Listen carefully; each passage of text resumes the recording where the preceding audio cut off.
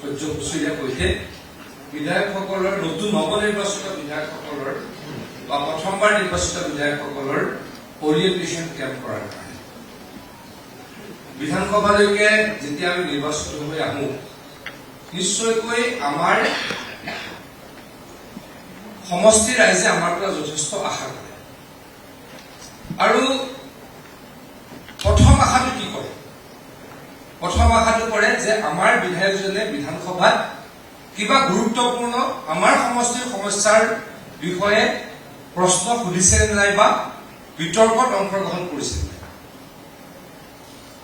আজিকালি ডিজিটেল প্লেটফৰ্মবিলাক খুব ষ্ট্ৰং আমি অসম বিধানসভা আমাৰ ৰাতিপুৱাই টিভি বিলাকত লাইভ হয় ফেচবুকৰ পেজে পেজে লাইভ হয়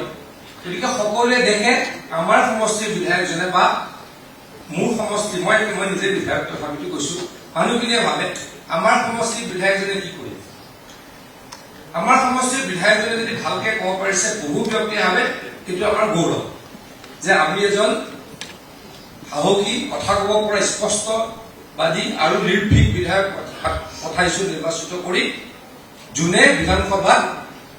সজোৰেৰে আমাৰ সমষ্টিৰ কথা অসমৰ কথা উপস্থাপন কৰিব বহু বিধায়কৰ আপোনালোকে নতুনকে নিৰ্বাচিত হোৱা বিধায়ক কিন্তু আপোনালোকে বিভিন্ন ক্ষেত্ৰত ইতিমধ্যে পাৰদৰ্শী সামাজিক ক্ষেত্ৰখনত বিশেষকৈ পাৰদৰ্শী নহলে বিধায়ক নিৰ্বাচিত হৈ অহাটো ইমান সহজ কথা নহয় সাংগঠনিকভাৱে ৰাজনৈতিকভাৱে আপোনালোক সচেতন আৰু পাৰদৰ্শী কিন্তু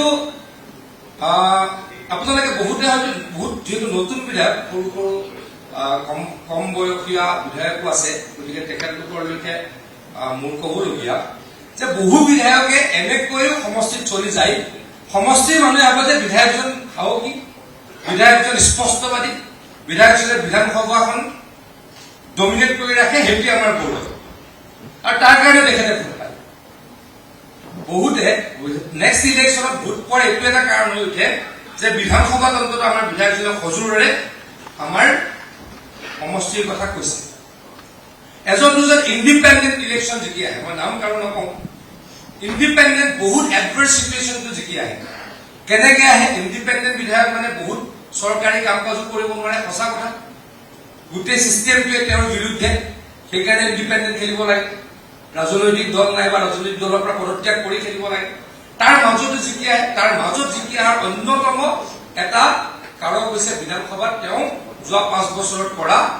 জাতিৰ কাৰণে মানুহৰ কাৰণে সমষ্টিৰ কাৰণে সজুৰি উত্থাপন কৰা বিতৰ্কত অংশগ্ৰহণ কৰাৰ তেখেতৰ কাম